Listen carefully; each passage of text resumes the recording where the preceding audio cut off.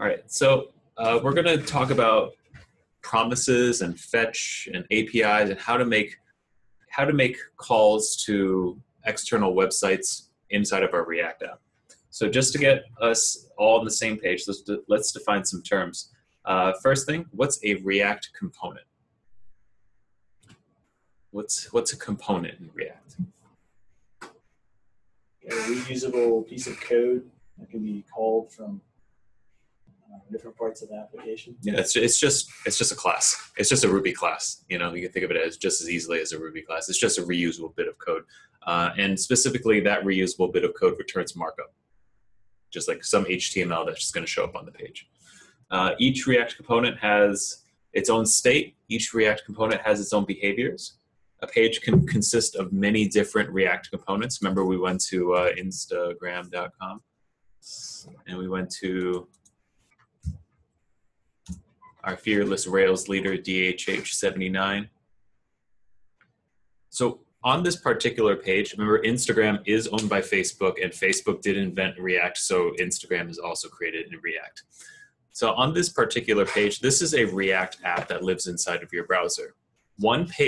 This one page, like your main profile page, consists of many different components. This is probably a component up here, which is just like that header thing. There's probably a component for the profile area. And then each one of these is an individual photo component. Like this is, so one page can consist of many different components. What about state? What is state? How do we think of state?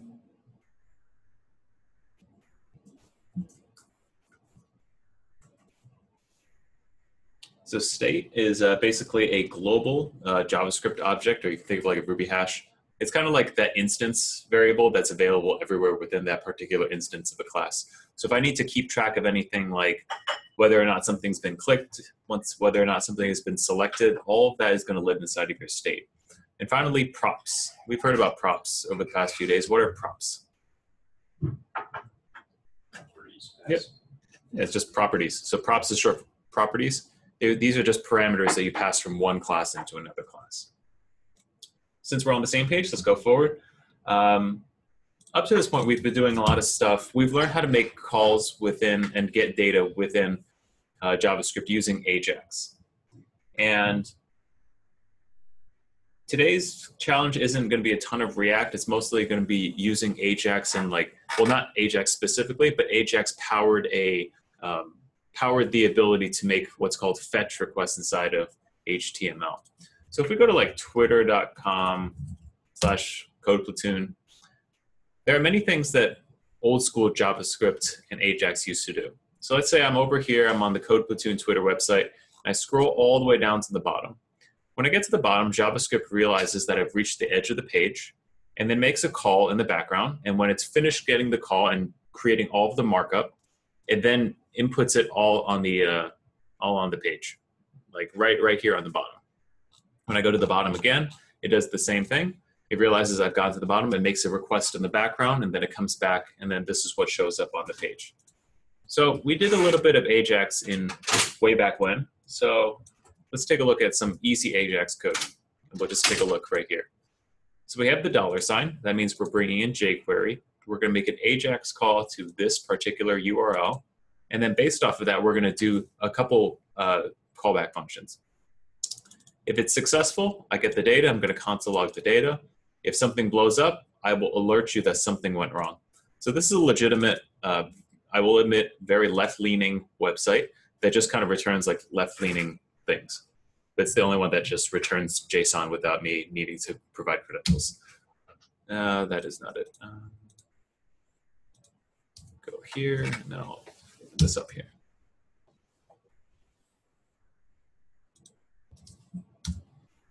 All right. So what happens is I make a JSON, an Ajax request to this particular URL, and this is the thing that comes back. Remember, it just console logs the data that comes back, and this is what we get.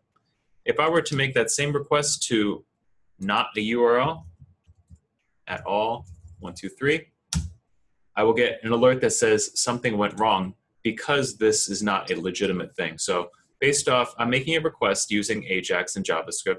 If it's successful, I'll do one thing. If it's unsuccessful, we do something else. And this is not a really terrible way to fetch data and do anything with it, but the original purpose was built for widgets. So this was, Ajax was created back in like the early 2010s, late 2000s, when like the web was still kind of in its infancy. But as the internet grew, it became a little bit more unmanageable. So let's think through like our typical Facebook login if you're a Facebook user. So I'm going to do something like this. I make an Ajax recall to facebook.com/login. If it's successful, I will do something. If it's not successful, we got to do something else.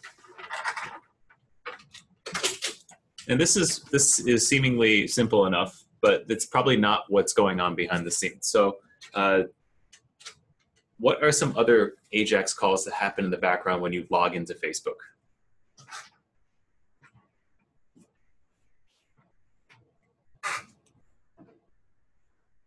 Or you log into, yeah, like let's say you log into Facebook. Right now it just says show the home screen. What does the home screen consist of? Newsfeed. A newsfeed? What does a newsfeed consist of? Posts. Posts. So in the background, when I log in, I have to also grab the newsfeed. I have to also grab the posts. I also have to grab the, like usually there's photos sometimes. Then I have to also grab all the comments. Then I have to grab all the likes. Then I have to grab all. So these are things like, so upon a quick glance, Ajax is very nice because it's pretty simple to read. But in the end, it'll probably look something more like this. Because when you first log in, if it's successful, then I'm going to load all the posts. Then I'm going to load all the photos, and then statuses and all the comments and all the likes. And then you can kind of see this looks more or less, they call this JavaScript hell or the Christmas tree of doom. So a lot of this, like this is what people used to have to deal with. And imagine you have to match up this success with this particular error, this success with this particular error, and it's hard to navigate and hard to read because certain things have to happen in order before anything else happens. So imagine looking at this and trying to debug it. It sucks. It's terrible. It looks like, I don't know, it's just really hard to read. So they decided to get rid of this, and now they have something called promises. Let's pretend for a second that your house is a website and you want to buy new carpet for your living room. So there was a period of time, I think, when hardwood was all the rage, but I think we're moving towards carpet now because I went to this, it was kind of interesting. I was in Denver, and then there's this very interesting and new development called Candelas in the town called Arvada, which is right next to a nuclear fallout site, but evidently it's okay to build right there. I'm not really sure if that's true. But when I went to go visit the model homes just for fun, there was, every single house had carpet in it. So I guess we're moving away from hardwood and going into carpet. So what we've got here is old school Ajax. So let's say you want to buy some carpets for your living room. So you're going to make an Ajax call to buy carpet online, and then you just wait. There's nothing you can do at that point. So they return a promise. Like think of whenever you place an order on Amazon. You press the button, and then you can't do anything else. You can't do anything at all to speed up your delivery. It's going to need to go from the warehouse to your door. That's all you can do. All you got to do is wait at that point. So there's a promise that's returned right away. They say, I acknowledge, here's your order details. It'll be delivered in 2 days. And all you can do is wait at that point. Once you get that particular thing, you place your carpet in the living room and you say you love your carpet. If there's an error, then I call customer service and then I move on. So this is still old school Ajax. If I wanted to use it doing the new school way, it looks a little something like this. I'm using fetch requests instead of Ajax. Under the hood, it's all Ajax. But it's a nicer way of looking at it rather than that giant JavaScript thing of success and error, success and error. So let's say I'm building a house. I'm going to fetch build house. Once that's finished, I'm going to frame the house.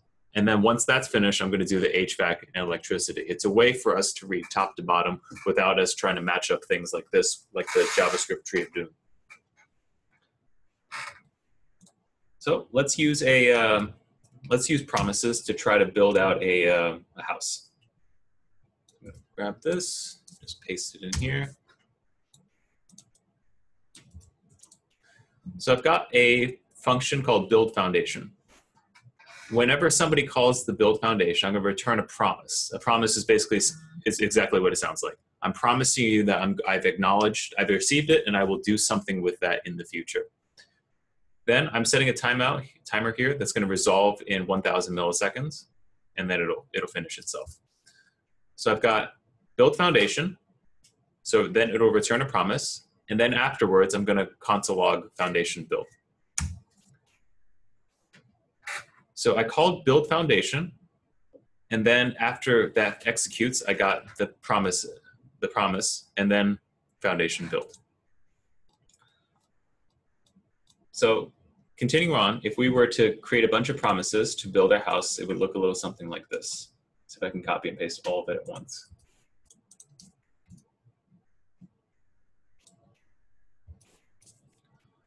So usually when you build a house, you build the foundation first, then you build a frame, the HVAC system, the electricity, so on and so forth. We're just going to have 4 things for right now.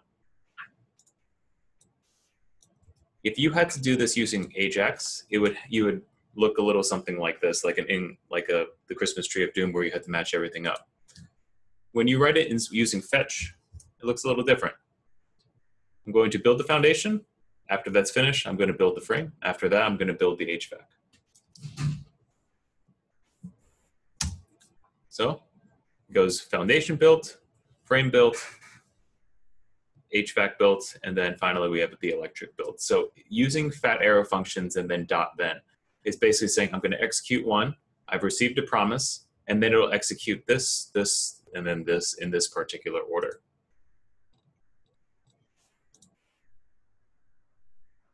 Let's jump into today's challenge. All right, so today we're going to deal with news site number 3. And again, this is not a ton of new code that's going to be going on. We're just more or less moving stuff from one area to another. So just to get us set up, I've cloned over news site 3.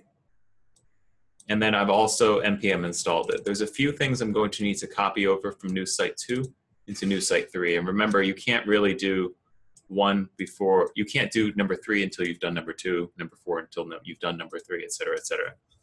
So from the instructions, we're going to move over app, these 3 components, these 4 components, and then the 2 pages. So we'll just jump inside of source, we'll grab the app.js, and then we'll paste it over here. We'll move all of our components.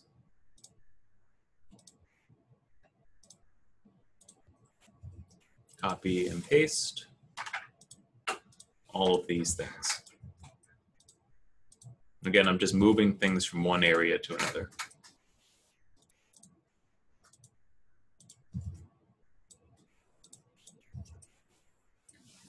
And then finally, my 2 pages down over here are a little bit out of date, so I'm just going to copy these 2 and then paste it over here, apply to all, and replace. When I load this up, I'm going to type in npm start, make sure everything looks exactly the same as it did yesterday, and then we can move on from there.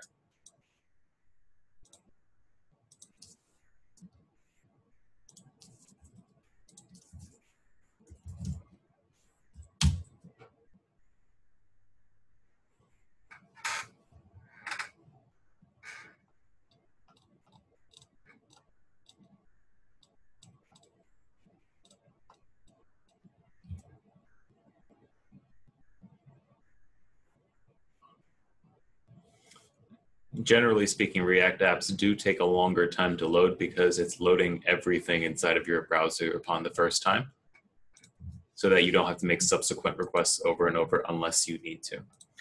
Now, up to this point, if you take a look at this, all of these articles, let's go to the home page and then take a look at which component is holding all of these articles. So we go to app.js to start. App.js, whenever I make a request to the home page, just slash, the component that handles it is going to be home page. So I'm going to start from the top and go down to the bottom. From there, I'm at home page. The home page lists out a bunch of the article list component, which consists of a bunch of articles. and it says news. So you can kind of see news. We're just importing it directly from a static file, and that's fine for demonstration purposes. But obviously, you're not going to be like whenever the New York Times like publishes a bunch of articles and then they update their site every single day. They're not writing it to a file and reading to a file. They're reading and writing to a database, and then that database they're using fetch calls to grab that particular bit of data. So instead of reading from a static file like this, I want to move it out and make an API call to localhost 3001. So part of today's challenge, we've added an API layer for you. So whenever you just visit this, I still get the exact same amount of content. Like it's the exact same thing, but instead of just reading it from a file, I'm going to read it from an actual website. So that particular endpoint, this /API/articles, returns a list of all your articles. Remember, RESTful routing /products gives you all the products, /products/1 gives you the first product. We're able to filter them through a request parameter called filter.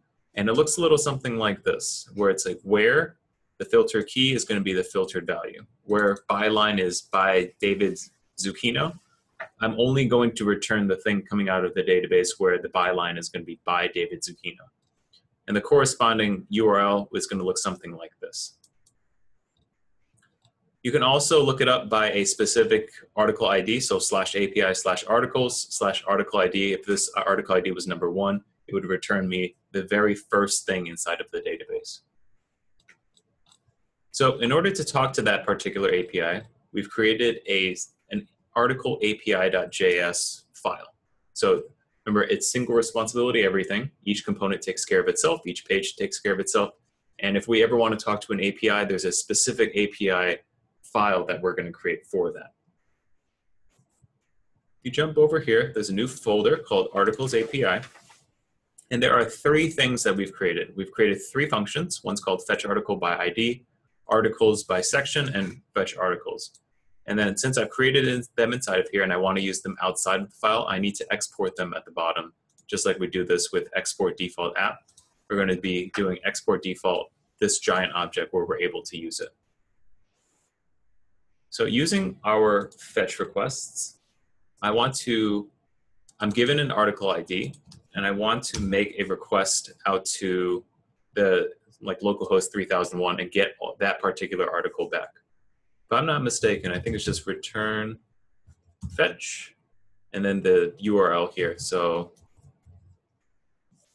what is it? HTTP localhost 3001 /API/articles/ and I think I need the article ID.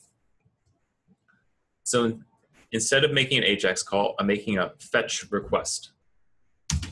Once that's finished, I'm going to do .then, get the response, and then turn the response into JSON. Similarly here, with the section and since in the fetch articles by section,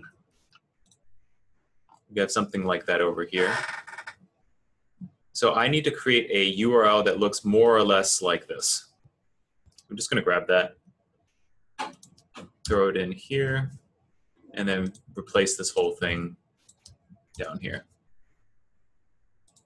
So I believe, let's see, so I need to know where, let's just grab this.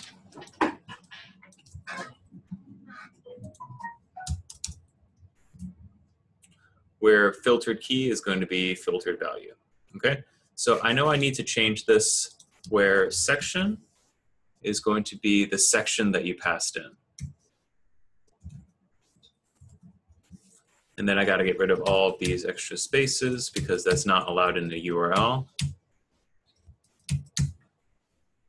And I think this should work. I need to get rid of all these spaces.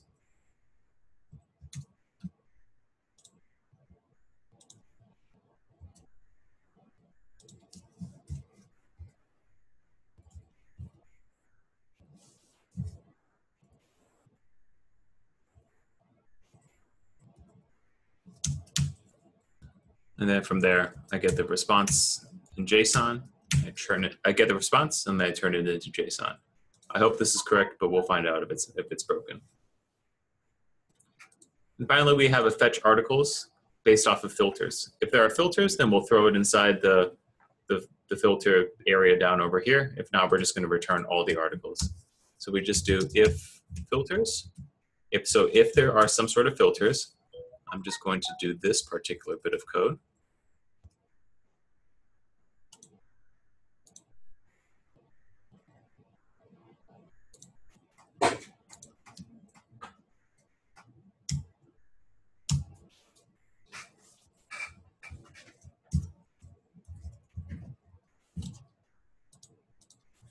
Otherwise, we're just going to do a request to all of the articles. So return fetch to HTTP localhost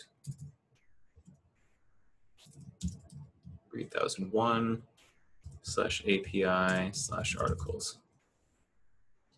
And then do this dot then.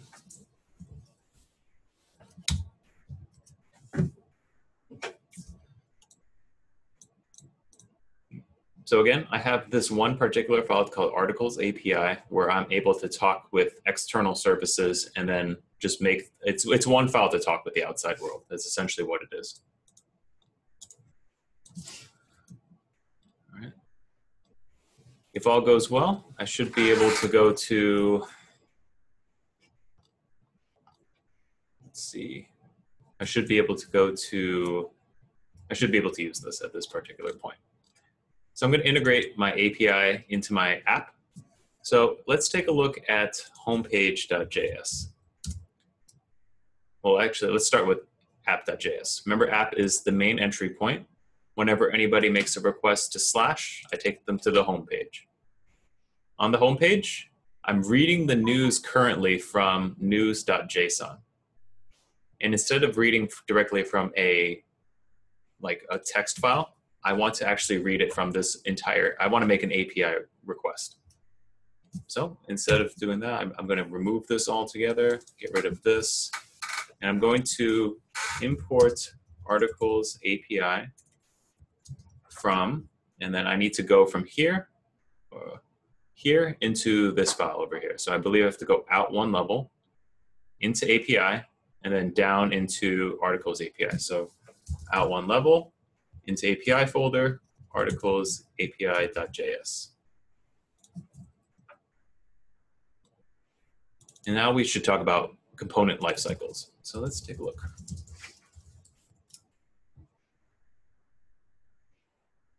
We'll harp on this again fairly soon. I think it's actually tomorrow's challenge will require more component lifecycles.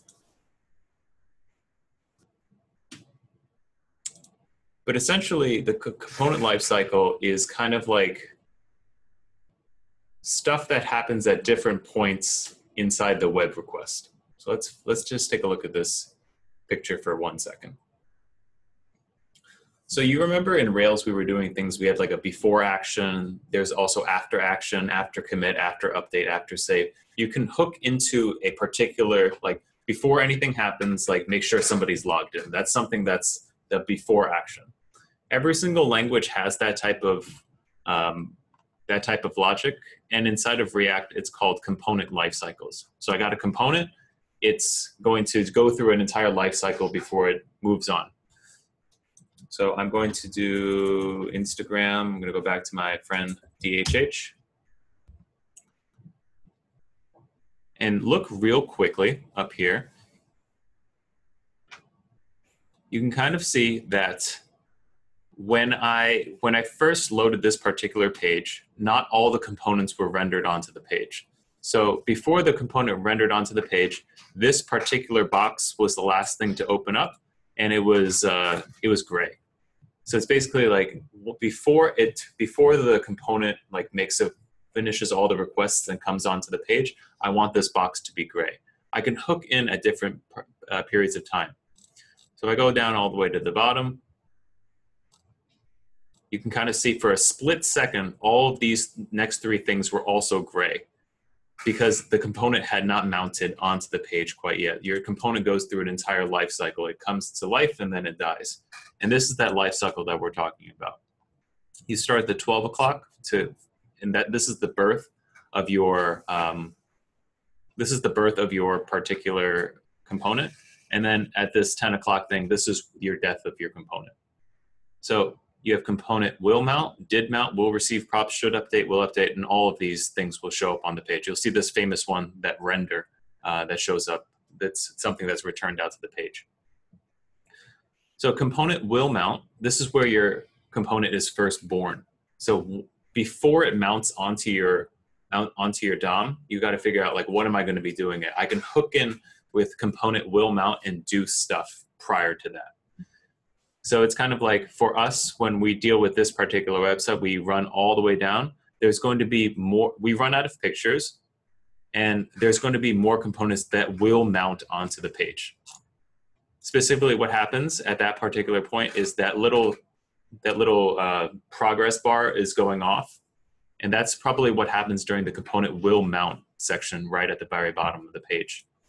Once it mounts onto the page, you can do things. Once it receives props, you can do certain things. Once it updates, you can do certain things. Once it renders, you can do certain things. Once it unmounts, you can also do other things as well. So you can hook in at different points in time to do different things. For us, whenever you make an API call, you usually use the component did mount method. So basically, it's a protective method saying, once the component did mount onto your DOM, like once it's loaded onto your website, then I want you to do something. So using this example, we'll just kind of read from top to bottom. I've got a class called component. It inherits from React component. Inside of my constructor, I'm supering my props and setting state. So some data from an API equal to null. It's equal to nothing because we don't have that data quite yet. Once the component mounts on the screen, so like once it like fully hooks in, I'm gonna call the API and then set the state from nothing into whatever my response is, and then I'm going to use that down over here. Using that same line of logic, I got rid of my news. I'm importing my articles API, so I'm just gonna do that. Constructor receives props. I'm gonna super the props just like the example showed me. And do this.state.articles. I can set this equal to null. Wait, I can't do that. This.state equals.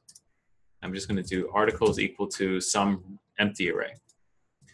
Once the component did mount onto the screen, I'm going to make an API call to this articles API. So articles API dot, I think it's all articles, so I think it's just that, just fetch articles.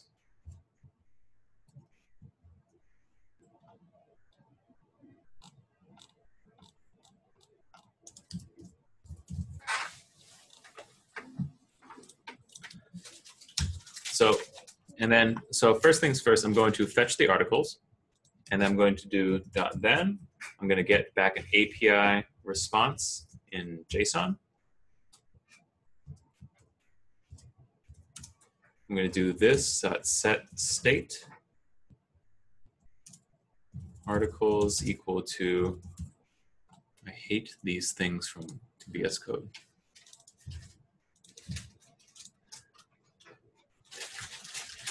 And I believe that should be good.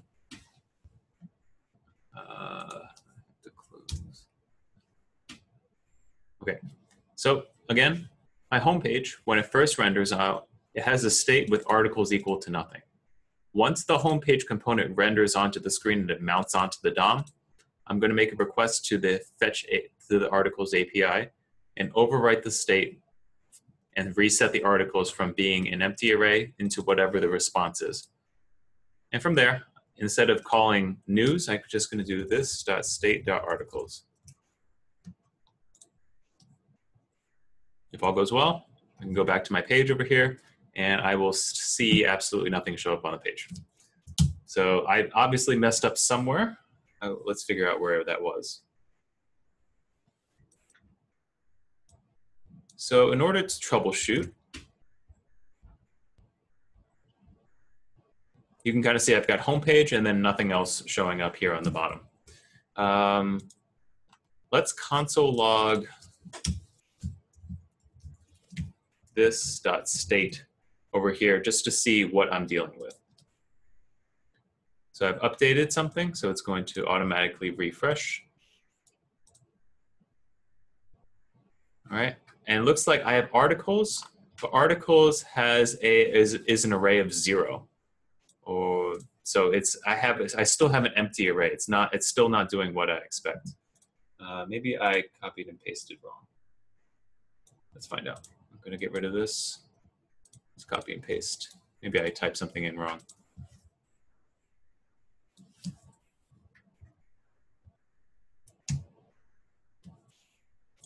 Okay. Let's see if that makes a difference.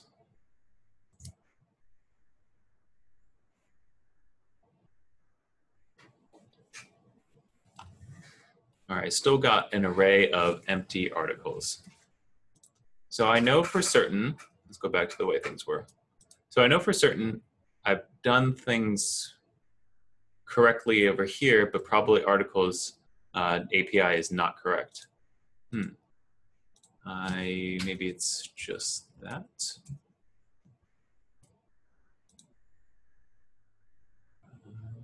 Fetch articles. I think this should work. Let's find out.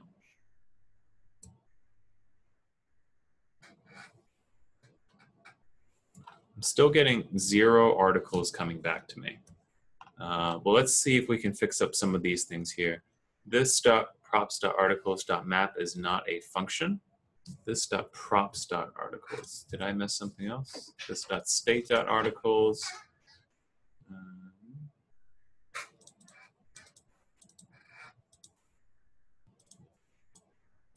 Let's console log here. API response JSON.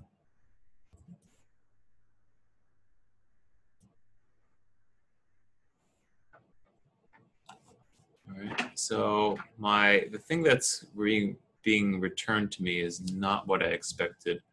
Let's see.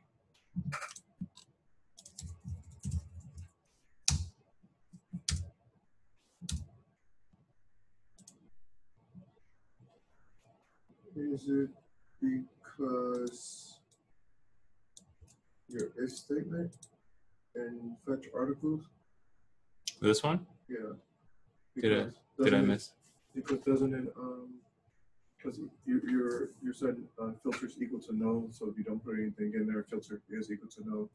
So filters would be something, so it would try to render out that return on line 13. No, I don't believe so, because null.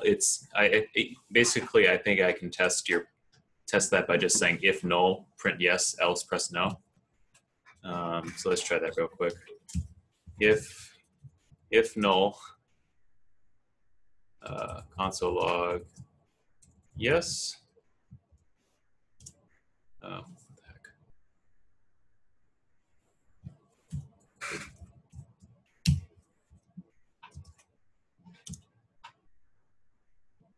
So just like that, it's basically saying,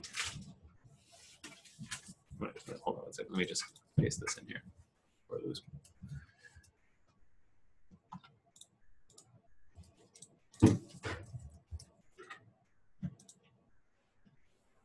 Did I do double equal? Or no, I did triple equal. Let's see. Let's see if this makes a difference.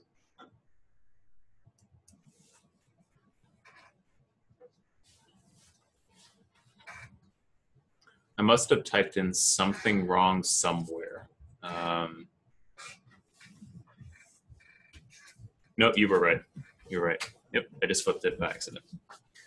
So basically it's saying if there's no filters, then I'm going to return just the list of articles. Otherwise, I'm going to filter it out based off the filter that was passed in. So I mixed it up by accident. So you can kind of see I've got this home page right over here. Again, the constructor, I set the state to have articles being an empty array.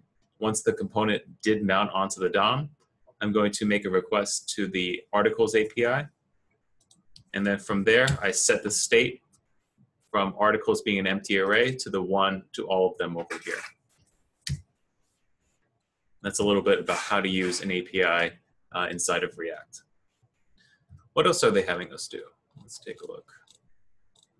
So it says now we need to refactor a little bit. So it says programming is iterative, changes happen, and you're going to find this to be quite true Like your business people want one thing one day, and then a week later they're like, we don't want that anymore. You need to nuke all of your work. It's fine for you because you're still getting paid. But they said that instead of all the different things up top here, they just want specific genres of articles throughout. They don't want all of these things here. And you can find them inside of sections.json. All right, so we go to sections.json, and they've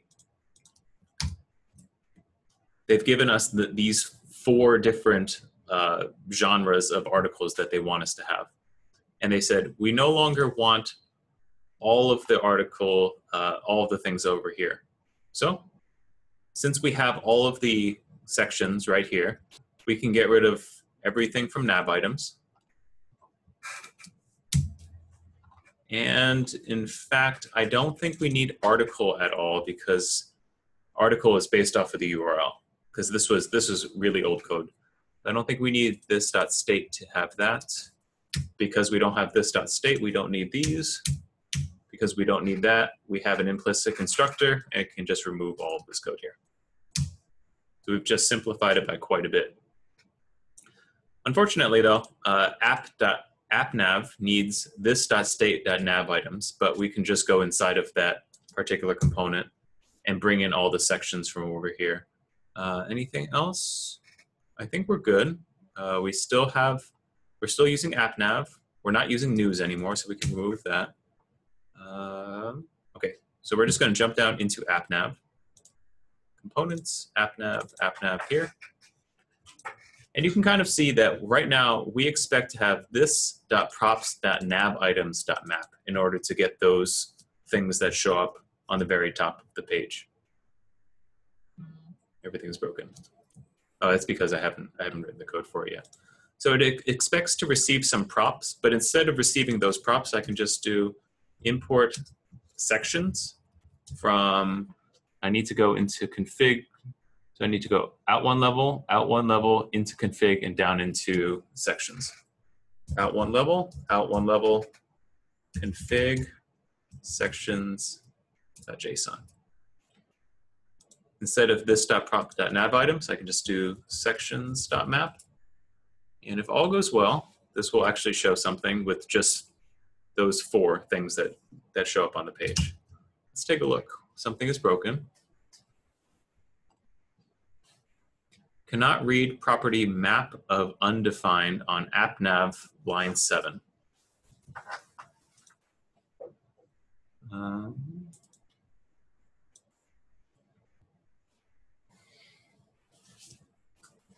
Anybody see anything wrong? So it says that sections is not defined, but I'm trying to import it from here. I'm not sure why that's wrong. Because I'm inside of here, I need to go out one level to get to appnav, out another level to get to components. I go down into config, and then I go down into sections.json.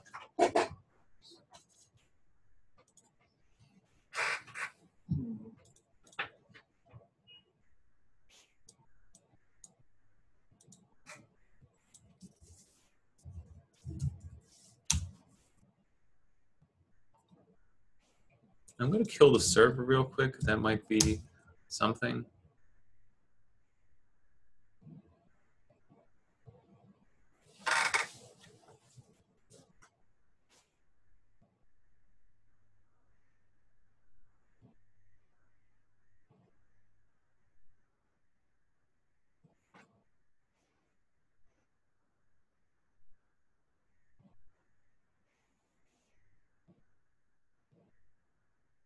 And wouldn't you know, that's what it was. So I still got these 4. I got 4 instead of 8. And if all goes well, I can still click on this, and the word that I click on will show up in the console. So yeah, it was just probably held in cache or something like that. So instead of having a whole bunch of stuff inside of app.js, again, you don't want everything to be in one giant master class. You want each individual component to take care of itself. So this appnav, they need to know about which sections they're going to post at the very top. And finally, we have one small refactor left. Inside of article teaser, there's a link. And let's just kind of follow this down. So we start with app. We go onto the home page. Home page renders out an article list.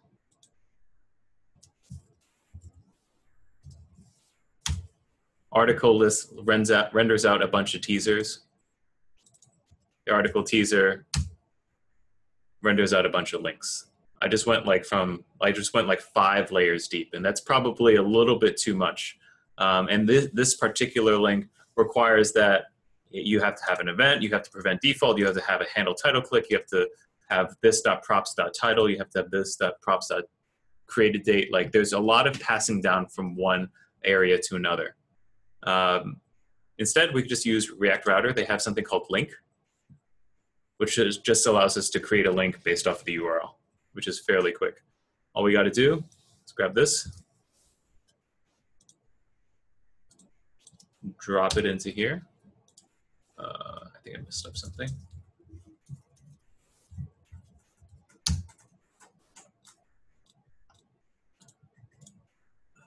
This I'm going to grab out. I don't need any of this code because all I'm going to do is I'm going to create a link.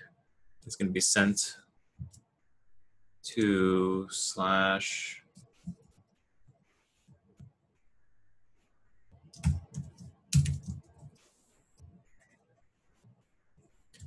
articles slash this.props.id.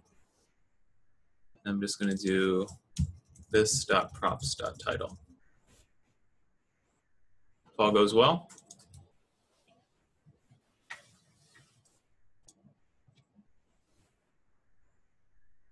I still have my home page with a list of articles. When I click on this, it still takes me to each individual article page. So let's just clean this up a little bit. So I start with home page. Home page passes a bunch of articles down to the article list. We probably don't need this anymore because you don't need to push it into history when you can just use the link, and you've created a link for it right over, where's app.js? And since you've created a link for it right here and you have a component that handles the page, you don't need to push this handle title click inside of the props.history, so you can remove that. What else is there? So article list.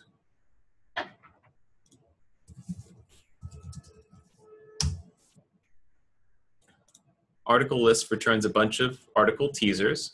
It looks like, do we still need the ID, title, and created date? So article teaser, I still need the ID, title, and created date. But we don't need this handle title click because we're not using that anymore.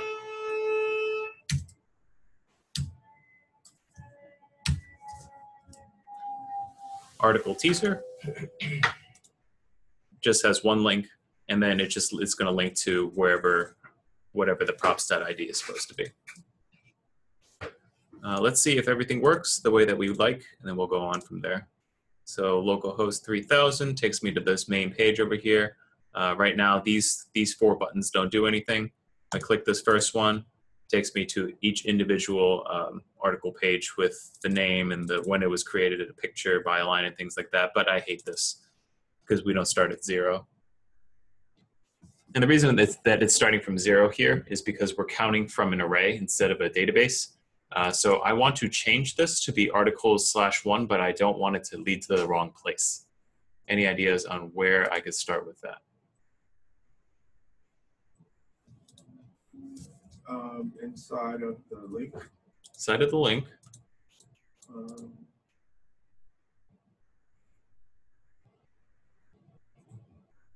I think this is just going to be +1. So let's try that.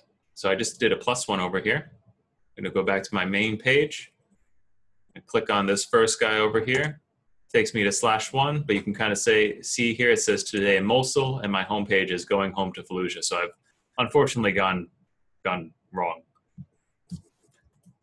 So it's going to take me to /articles/ like it's going to look correct in the URL, but it looks like I'm going to need to alter the article page itself. So I'm going to go to /articles/1. I don't know where that is, so /articles/1, the article page component is going to handle all of that for us. article page. And you can kind of see what we've got here is they've got the article ID and the article. I think this is just -1. Let's find out. See if this works. So I'm here on the main site. I hover over this. It starts at 1 instead of 0. When I click on this, hopefully it'll take me to Going Home to Fallujah. And there it is. So it's just a +1 in one area when you create the link, and then a -1 when you're actually just trying to find it. Any questions on anything?